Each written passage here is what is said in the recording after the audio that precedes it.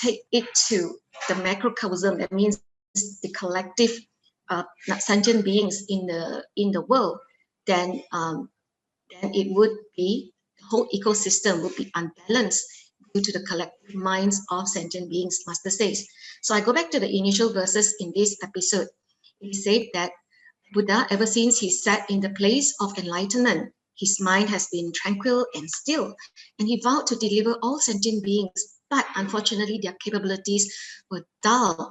So the Buddha could not deliver them with his Dharma, because it was very hard for them to understand his understanding and views. All right. So despite the Buddha having the great powers and fearlessness, he could not use them. All right. So what he did was, like enticing children to take bitter medicine with candies, Master says, Tathagata then used wisdom and skillful means to reveal the provisional. But in fact, he was teaching the true Dharma. So Master used this analogy of enticing the child to take the bitter medicine, which is actually the true Dharma, okay, by enticing the child to take the candy, which is the skillful means that the Buddha applied.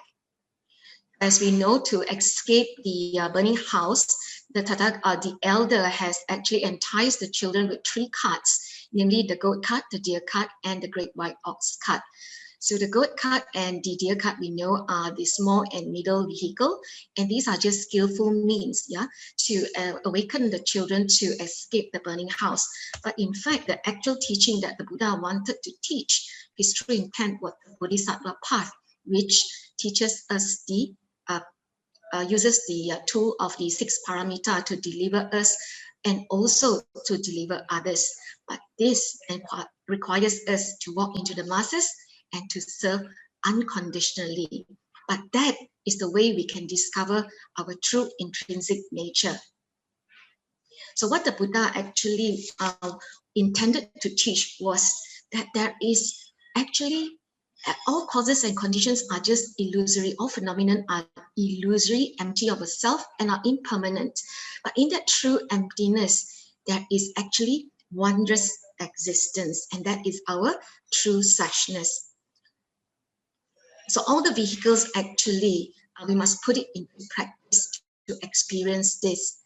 So bodhisattvas eventually will take on the 6 paramitas to seek the teachings while transforming others, and that is the great vehicle.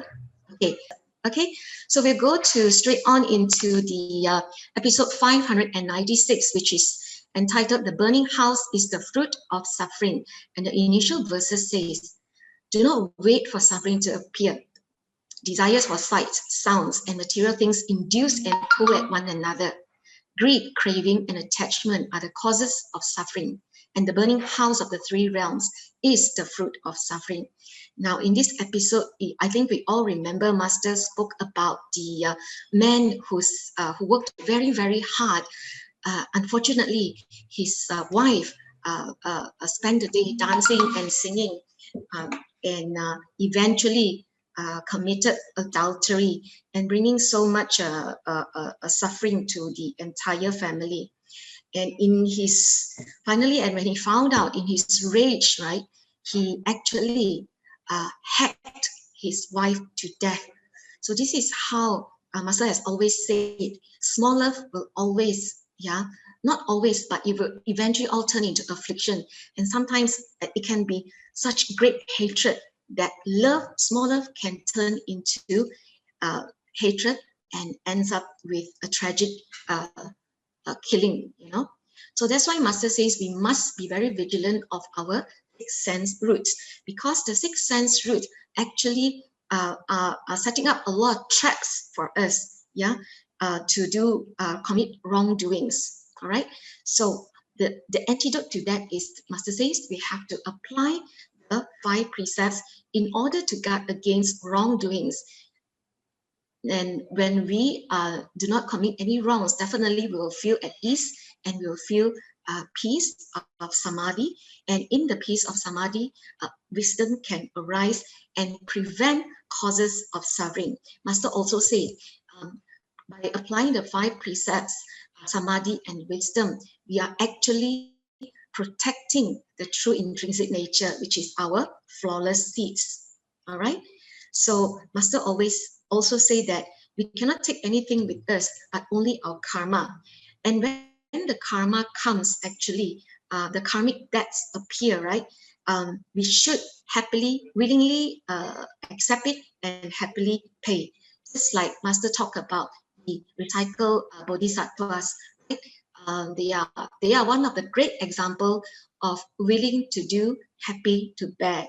This Jingzi aphorism, because even though they have to sweat, and work so hard within what people take as trash, they take it as we are protecting the earth, and they willingly do it, so they do not bear any grudges. Therefore, they gain the true principles. So Master says, if we take this principle, whatever karmic debt that appear, if we happily pay off these debts, we get a discount. But if we begrudgingly do it, right, it will be compounded with interest, and we can actually extend it to our next life. So remember, karma, as Brother Chin always say, karma never forgets an address. So pay happily, the karma is lighter. Begrudgingly, we will carry it forth to our next life. So Master also reminds us to always have the right thoughts, right intentions, to prevent our consciousness from being greedy for the coarse and worthless, senseless sense objects. So for this episode, we would like to invite Dr. Eddie Chan to give us his personal insights. We invite Dr. Eddie. Hello, good evening, all my brother and sister. You may call me Brother Eddie, as I mentioned yesterday. I'd just like to share with you today. I just saw a patient, okay, who the blood result come back with low blood count and low white blood cell count. Very high chances is leukemia, I mean blood cancer. It's an adult patient, so it's a guy. So the wife and the husband come to see me and ask me for advice. They don't know the final diagnosis yet. So ask them go and see a doctor in hospital. Say, but they don't want to go. They say they want to ask my advice. I say, why you don't want to go? Because they say they need to work. Then I ask them, how's it financially? Financially, they are okay. Then I ask, do you think working is the meaning of life to be here? They said definitely not. Okay. Do you have any things trouble you? I say yes, because of my family and my working, etc., etc., etc. A long story. So then in order to suit him down, then I take the book of the master book of aphorism. I asked him to turn one page. Then he opened one page, and the aphorism said, afflictions are come from greed, anger, and delusion. Immediately he said, it's true, definitely it's true. Okay. But I asked then, I do not know your story, but why do you think it's true? I say that I know it's true, but I just can't let go. I just can't let go. Then I say, everybody will let go one day, okay? No matter how hard you work, just like a smoker, they know smoking can cause cancer one day. They know what they do is not right, but they just cannot come out of it. But finally, one day you will come out when a doctor diagnosed you have cancer, you will stop smoking automatically. Same one day, you have attached with all these work things, all these delusion things. One day when you go to coffin, you will automatically relax, you will automatically let go all the things as well. Why not let go now and go seek treatment? Okay. So then I give this book to him, okay, and then suddenly I'm thinking whatever I say to him actually is talking to myself, okay. I myself is a workaholic, okay. I work day and night, okay. Before I joined Tzu Chi, I work 7 days a week, okay, 7 days a week. After I joined Tzu Chi, I still work at 6 days a week, okay. A week, morning and night, morning and night, morning and night, okay. So I'm telling myself, is it I enjoy my work? Yes, partly yes. I love my patient. I like to talk to I like to talk with my patient. I like to understand what they're thinking. Okay, I enjoy it. But in another part, I start to reflection on myself. Is it purely I like to serve my patient purely, or there's a part of greed inside? Okay, I think I have a part of greed inside. I also cannot let go. I also cannot let go. Okay, so I discussed with my wife, okay, about this.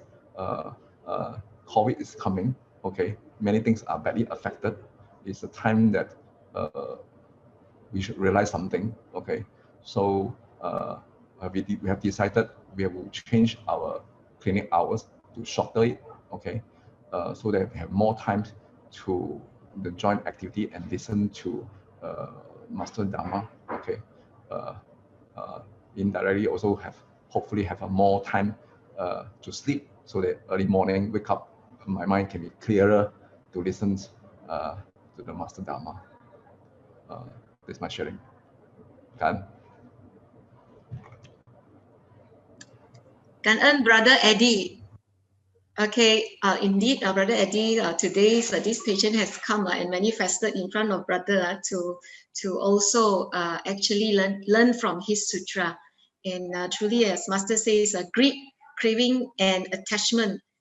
With that, we will be entangled by sound, sights, and materials, and then it will cause us to continue to be in the burning house and get burned, because we continue to play happily within the burning house. Okay, Kan'en very much, Dr. Eddie, for the wonderful insight. So now we shall continue the next episode, which is episode 597. Now, this episode actually is very heartfelt because the Buddha guarantees that what he speaks is not false and true. All right, it is not false but true. As long as we uphold the flawless studies to escape suffering, the Buddha guarantees that the path to Buddhahood is true. What is the flawless studies? We know the flawless studies to be precepts, samadhi, and wisdom. The Buddha has used his own realization to guarantee us that by upholding the flawless studies, we will escape the suffering of the three realms and attain true joy. So as we all know, with precepts, we will naturally be able to calm our minds. Calming our minds means we will go into samadhi, and we can observe our conditions clearly and therefore discern right and from wrong. And to have this discerning mind is then called wisdom. But where do these three flawless studies come from? Master says it comes from listening the Dharma, contemplating on it, and putting it into practice. So basically, like what Master always say, we must live out the Dharma in our daily lives.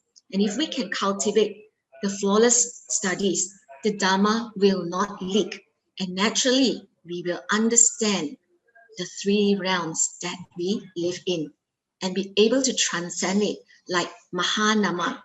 And I did a search on Mahanama and found this Mahanama Sutta.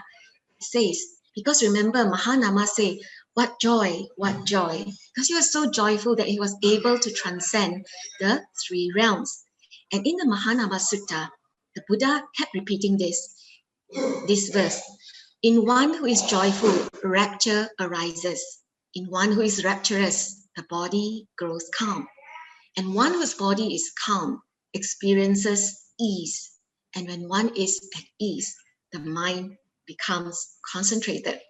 So I think these are the KPIs that Brother Chin has always said that we must meet, yeah, when we are a spiritual practitioner.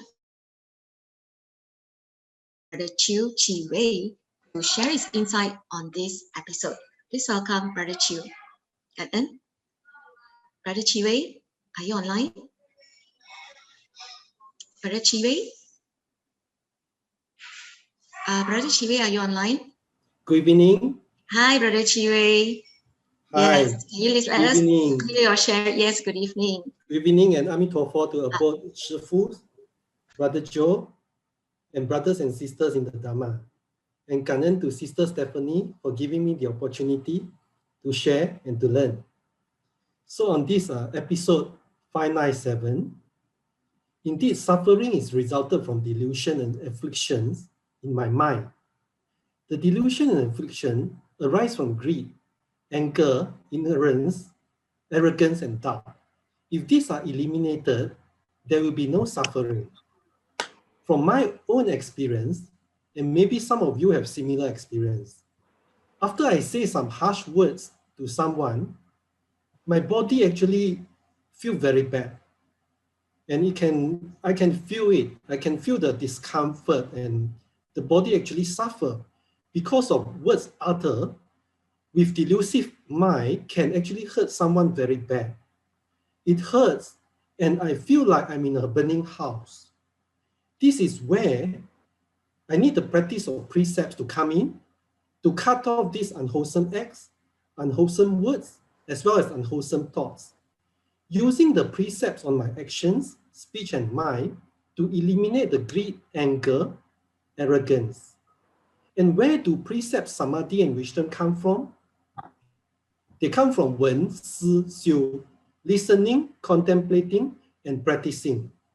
So truly can earn to master for daily teaching and can earn to Tzu Chi platform to be able to listen, contemplate, and practice together with brothers and sisters. With Xin Fa Xiang, I start to gain a bit more consciousness about myself. I noted the arrogance in me when I feel that someone was not good to me. 看不顺眼很多人, as if everyone I see has a problem. Then I start to realize that often others are just a mirror reflection of my own mind, which was in delusion. So mind filled with unwholesome thoughts is like the burning house. The flawless studies of precepts, samadhi, and wisdom, actually they follows one from another. So the more I refrain myself of the unwholesome thoughts and words and acts, the more I clear these afflictions and delusion from my mind, heavy burdens are lifted from my heart. My heart and my mind are at ease, and I feel the true sense of joy, like Mahanama, which could not stop and express how joyful he feels after letting go of the pursuit of fame, wealth, and status. So this is the verse, 得三界外之乐不虚. Attain the joy that exists outside the three realms is not an illusion. This state of mind is like a form of samadhi. With mind at peace, I am able to discern the arising of my thoughts and the passing of my thoughts. I can then practice the four right assertions to eliminate the unwholesome thoughts when they arise and to repeat and to grow the wholesome thoughts and transform them into action. This is the practice of turning Dharma we learn into benefiting others and not just self. And through this experience of benefiting others, I slowly turn Dharma learned into wisdom. There's only so much storage space in my mind. So when delusion, dust, and fear are clear of my mind is free up, and I can fill the space with loving kindness and compassion. And the amazing thing about this loving kindness and compassion is that they will expand and expand together with the mind to connect with others. And with the word connect, I remember Brother Joe sharing with us that Tzu Chi 4 missions and 8 footprints are about connecting one with another, connecting you and me, connecting my heart and your heart to continue walking straight on this path. That's all my sharing, Kanen. Amazing, amazing, amazing. What joy we have from listening to Brother Chiwe. truly can feel and can sense brother's mind as being so expansive. Once we clear out, we transcend the three realms of desires of the forms, the attachment to forms and the afflictions, that the formless afflictions within us.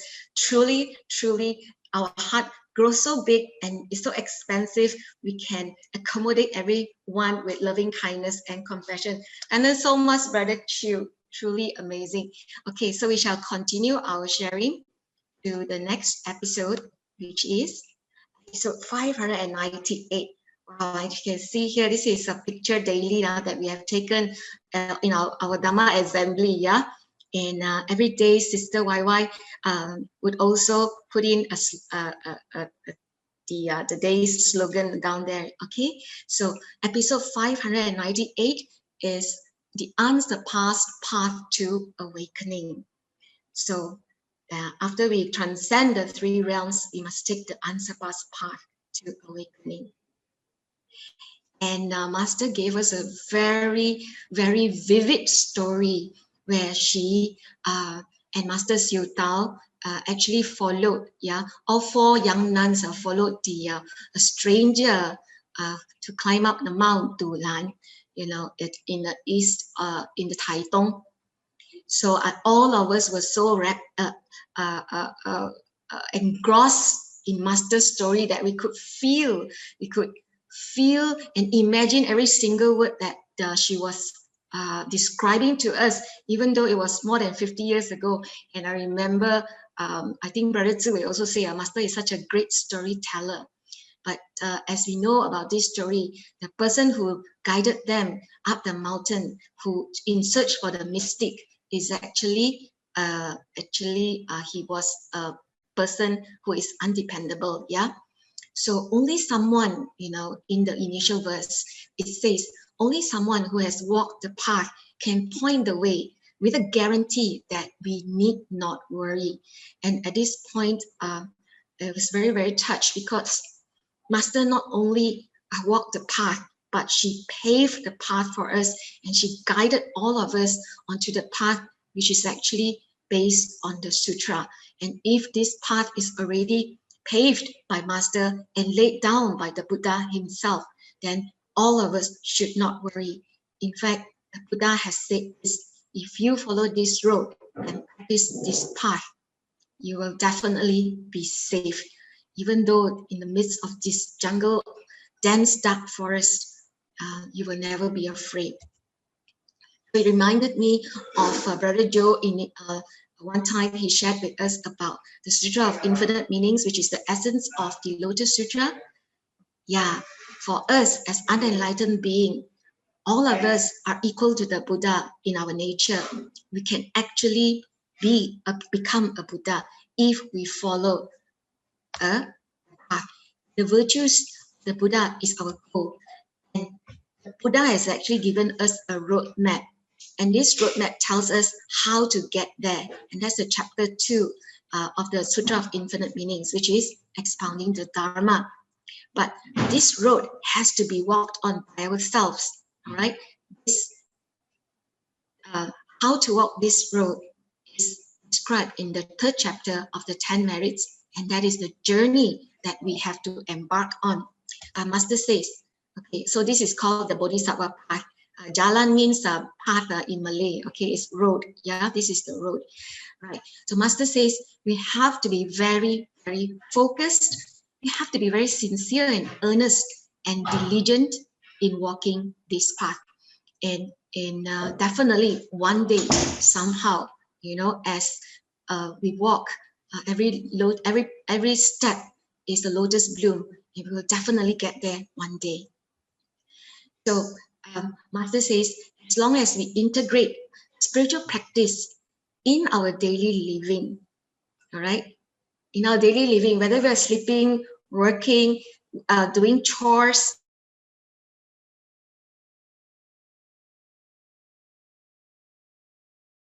at play, and we are mindful in our practice, there are so many simple ways that we can practice.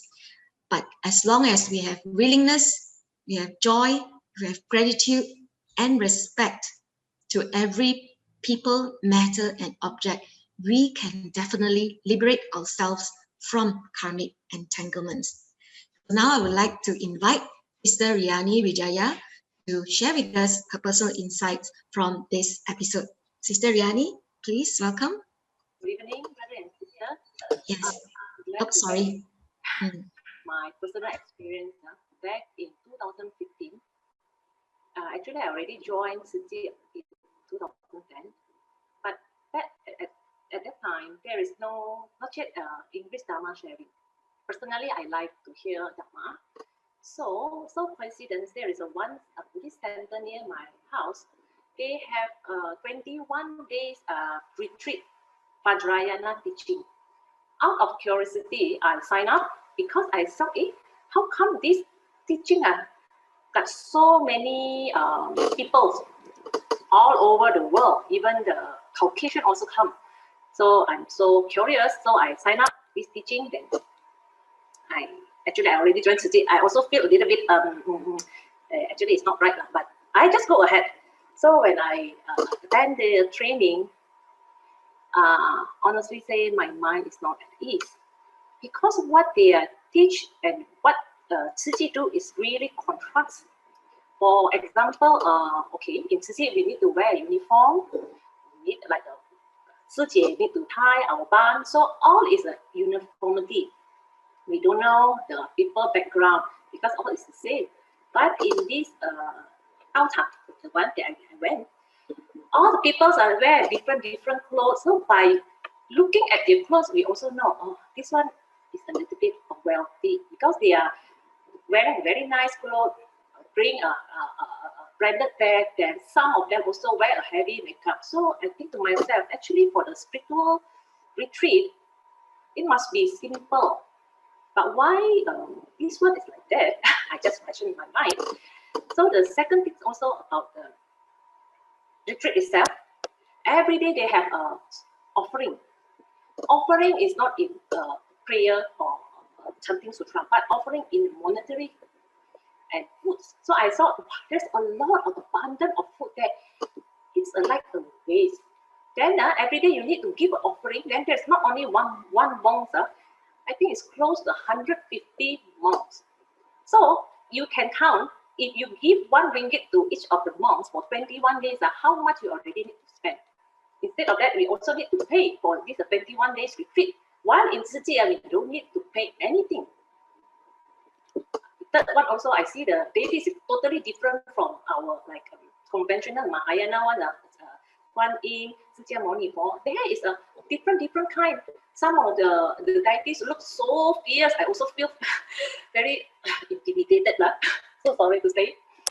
So actually, from my experience, I also need to earn this Indian. I can differentiate now. I know more, and it makes my faith towards Tzu Chi grow stronger and stronger. Especially, I think I actually already found such a great master. But why? I stray off. I still want to look there, here, and there, while I already have a great master already paved the proven path for me to walk on. After I finish the 31 days of retreat, I vow to myself, I will follow master, become a living bodhisattva to benefit others lifetime after lifetime, because blessing is we are not seeking from outside, actually it's from our inside. Like what in Tzu Chi did, we offer ourselves, our body, to walk into the masses to help others. When we benefit others, actually we are the one that benefit most. It's not like that. Their practice is different. Like they have a ritual because they are sick something. So it's totally different from a Tzu Chi. So I actually really need Gan master and all the brothers sisters that help me not go off straight, because they already know my shortcoming. Okay, that's my sharing. And Kanan Sister Riani for sharing with us. Yeah, sometimes along the path, but truly when we walk on this Bodhisattva path, we are never alone, because all the brother and sister we are holding hand each other's hand to walk together to reach our destination. Thank you very much, Sister Riani. And we have Master to guide and lead us, yeah? And Master's teachings too. Okay, so I shall now proceed to the next episode very quickly, which is episode 599, titled Eliminate Deluded Karma to Escape Suffering. Okay, in these initial verses, it says, by learning and practicing the teachings of the path, right? Once we get onto this path, we must learn and practice it. Then only we can attain the true freedom. Now, firstly, we must understand suffering. And by understanding suffering, only we can end the causation of suffering and the seeds, and stop creating the seeds of suffering in the three realms. And therefore, when we eliminate these delusions, the delusional actions that we create due to the three realms, then only we can practice the path to free ourselves from suffering. And when this resolve, when we have this resolve to practice, and then we meet with the path, we will definitely reach the ocean of enlightenment. So I remember that one of these episodes, Master says, before we can enter the door of wisdom, we must first exit the door of afflictions by ending the causation. Yeah, in today's episode, it is ending the causation. And the Four Noble Truths, the foundation, the fundamental teachings of how to eliminate suffering and how to become happy and joyful every day. I love this slide and borrowing it from Sister YY. Okay, the Four Noble Truths of suffering. We must understand suffering. We must end its causation. All right. When we attain the cessation, because we have ended the causation, we have to practice the path to achieve the true fruits. Okay, only by practicing the path we can realize the true fruits and transcend suffering. That's why we can be happy and joyful every day.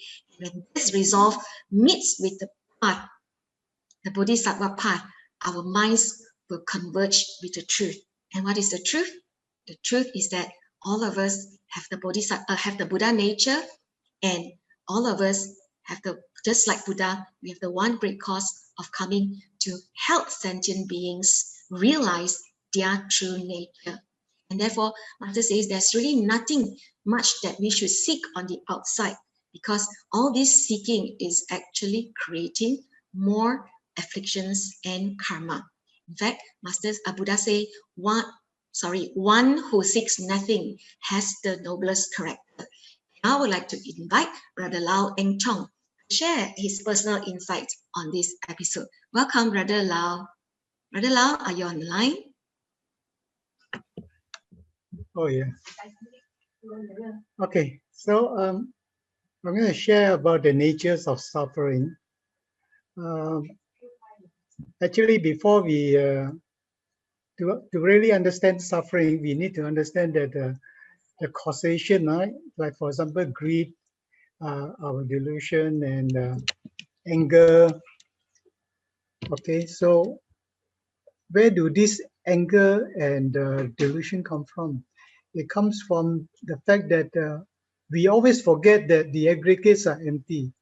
The five aggregates like forms and formulas and the feelings, all these are empty.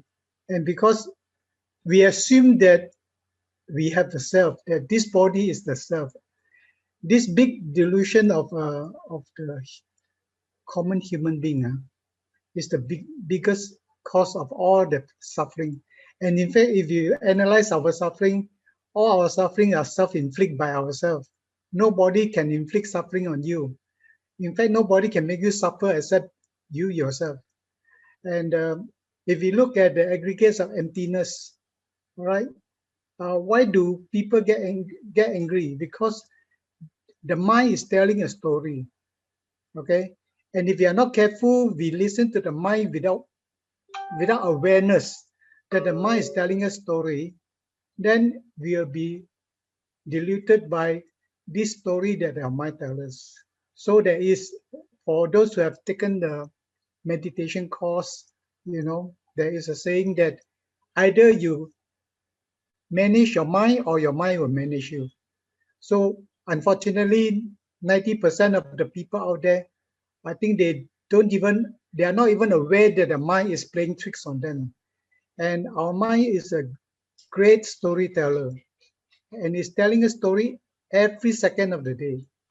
For those who have done some meditation, you know that there is all kind of random thoughts just arise from your mind for no reason. Sometimes I cannot even imagine why this thought arises. But all kind of thoughts arises. One moment is a happy thoughts, one moment is something that makes you sad, one moment that something makes you angry. And all this is ongoing. That's why the Buddha called the mind the monkey mind. It's jumping all over the place. There is no discipline, there is no control. So if you allow a mind of that nature to tell you what to do, of course your life will be chaotic. Of course you'll suffer unnecessarily. And most of the worst thing is you don't even know why you're suffering, you see. But if you take the trouble to understand your mind, that to question everything and to be aware that your mind is telling story, the moment you become aware, then the mind have no power over you already. Just like when you are aware that you are getting angry, anger have no power over you. It's only when you are not aware that you are angry, then anger have power over you. Okay. So the point here is to become aware, or they say to be awakened. Okay. And keep in mind that the purpose of the precepts is to remind us, to keep us away from the delusion of form and formless, feelings and things like that. So if we follow the precept is to protect us from this delusional world of the form and formless, the world around us. So if we follow the precept, we are halfway through already. So the other part is to go into meditation and become sensitive to what is going on in your mind at all time, what we call mindfulness. And with that, you will be able to observe how your mind change. At one time, I used to be very hot-tempered. When people overtake me on the highway, I get angry. I say, wow, this person, you think you can go very fast? Huh? Of course, I'm driving an old car, but I still want to race with you. But nowadays, when this thing happen, I can observe that anger is arising. And when that happens, the anger, I can let the anger go through without letting it control me. And this is what I feel that I think I've made a little progress here. And also to be aware of at all mind, at all time, all the different thoughts that come up in the mind. When I go and walk my dog at night, there's nobody to talk to me. For that half an hour or 1 hour with my dog, it's like walking meditation to me. So I observe my mind that one moment happy thoughts arise, one moment sad thoughts arise, and I don't know where these thoughts come from, So, but the point is, luckily, you are aware that all this is happening. You cannot avoid all these random thoughts, but allow them to come and go through. Okay, so this awareness allow me to take certain amount of control, and by doing that, I have avoid a lot of unnecessary suffering, all caused by deluded mind. This is all I have to share. Thank you very much. Cảm ơn very much, Brother Lau, for taking us into the workings of the mind. Indeed, as I think I recall one time, Brother Chin also say, the ordinary mind reacts, right? The practitioner's mind responds, but the awakened mind receives. Okay, so let's move on to the next episode. It's the final episode, which is episode 600, Flawless Merits and Virtues Bring Joy. And the initial verses is, finally, as we practice the path, we are no longer troubled by ignorance and afflictions of the three realms. With no desires and no expectations, we have no ties, and thus we attain the non-arising wisdom. And this path they're talking about is the great vehicle path. And Master shared very vividly the story about the living bodhisattvas that has no desires and expectations. The Tzu Chi volunteers from Taiwan who went to Ormoc, after the typhoon, and after doing the distribution, they saw that many children and many families do not have a place to stay, not enough shelters, and the children could not go to school. And during the Chinese New Year celebration, they went back to see Master at the abode, but yet they were thinking about these children who could not go to school. So they quickly got on to work, developing all kinds of wisdom so that they can benefit sentient beings. And very quickly, actually, they came out with the design, and this is the design of the temporary school building. So we can see that bodhisattvas with great compassion and wisdom, they would manifest the truth of the 6 paramitas in myriad actions. Their minds have no hindrances, and their only goal is to benefit sentient beings because they have no expectations and no desires. And look at how happy these children are, being able to go to school to benefit from the bodhisattva's practice. So this is a great vehicle, Dharma, Master says. And by putting all the 3 vehicles actually into practice, when we listen to the Dharma, we are hearers. When we purify our minds, we are like solitary realizers. And then when we go among people to help them, we are the living bodhisattvas. And when we put all these 3 vehicles into practice, we will enjoy flawless merits and virtues. Now, I would like to invite Sister YY to give us her personal insight on this episode, while I go and grab my what do you call it, my power cord. Sister YY, please.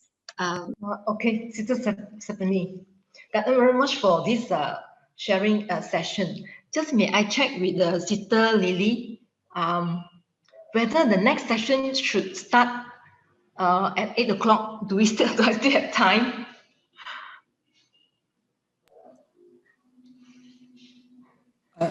It's okay, so why maybe you proceed, Karen. Okay. All right. Pleasant evening, Brother Joe, brothers and sisters. In this morning sermon, among the many great points, Master reminded us again, must take the Dharma to heart. Don't let it leak out, because it is when the Dharma leaks out that the 5 poisons arise: greed, anger, ignorance, arrogance, and doubt. These are the causes of suffering, which we are supposed to put an end. And the doors of our 6 sensory organs, the 6 roots, eyes, ears, nose, tongue, body, and mind, are where the Dharma leaks out from. The challenge is how to prevent the leakage. To my limited understanding, it is how we control ourselves from not being influenced or dragged by the external conditions. Our 6 roots are the contact points with the 6 sense objects in the external environment, which give rise to consciousness and sensation or feeling that lead us to behave in certain ways or take certain actions, creating good or bad karma. With a better understanding of the 12 links of cyclic existence, the principle of cause and effect and dependent origination, which can be explained in these very simple terms. When this is, that is. When this is not, that is not. Hence, I have been actually keep reminding myself that the focus is must stop the unwholesome chain reactions or domino effects arising from the external conditions. The mind, our CPU, has much to do to govern all this. So really have to work on the mind. Through experience, among the 5 poisons that usually manifest in our daily living are greed and anger, arising from what we see and what we hear. This is my little practice to train the mind. I'm not too sure whether I'm allowed to share screen. Okay. Okay. Whenever, am I allowed? Yeah. Okay. Thank you. Sister, go ahead. I stopped sharing already. Okay. Thank you, Okay. Sister Stephanie. Okay. Oh, this is the same slide. Okay. Yes. This is actually what I mentioned, our 5 sensory organs when meeting with the external conditions, giving rise to the feeling and leading to all sorts of behavior of us. So with the understanding of these 12 links of cyclic existence is actually to focus on the critical points, how to prevent, from one point to another. So this is my little practice. Whenever anger arises, for example, seeing unpleasant scene or hearing negative remarks, encountering people who are rude, arrogant, or engaging in discussions with differing views, I will quickly take a pause to disconnect. This is to give myself a moment of silence to adjust, straighten, and quiet the mind. Acknowledge the feeling, yes, I'm angry now, but do I want to let my emotion be influenced by the external condition, react out of anger and create conflict or negative karmic connections? And please be very mindful, the causes created will follow life after life. So is it worth it? And please think 3 times or more, or keep repeating, words like cool down in silence, or keep chanting Amitabha silently. Take at least, breathe mindfully, or at least 10 mindful breaths. It doesn't matter on the sequence which one to do first. Most important of all is to switch the focus, redirect the mind from anger to somewhere else. If all this still don't work, then perhaps I need to withdraw myself from the spot. At times in the midst of meeting, I did request to excuse myself in the name of comfort break for this reason. So here, need to create this space or a gap, or to have this break or interval to stop the anger or fire of ignorance from spreading out of control. Just thinking the space or break could be likened to true emptiness, which is needed to give rise or give room to wondrous existence, i.e. the extinguisher to put off the fire. Believe we used to hear these remarks, I wouldn't have done that under the normal circumstance. And we know well that upholding the precepts is to guard us from wrongdoings and evil conduct, and practice the 6 parameters, patience in particular, but at that instant when anger or external conditions arises, most often than not, all these teachings and the mindset that we should be having would most likely be thrown entirely out of the mind. So regaining the normal self when encountering external condition is something I still need to put in lots of effort to work on. It is hopeful that by practicing this and cultivating, the spiritual practice tools that we are taught, Master mentioned about the 37 practices to enlightenment this morning. Hopefully, with all these backbones as support, the Dharma will not leak out from the doors of my 6 roots one day. The state when the mind will not be affected by external conditions, without the need to make all these pauses or create a space and break. Brothers and sisters, that's all about my sharing tonight. Thank you for your attention, and wishing all brothers and sisters harboring good thoughts and accumulating blessings every day. Stay safe and healthy always. God, thanks so much, Sister YY, for the wondrous sharing. Every time Sister YY truly gives us purity of mind, she actually always gives us great Dharma. And today we heard from her, press the pause, give ourselves time and space. And with that, we'd like to end our session, and we'd like to pass the session over to Brother Joe.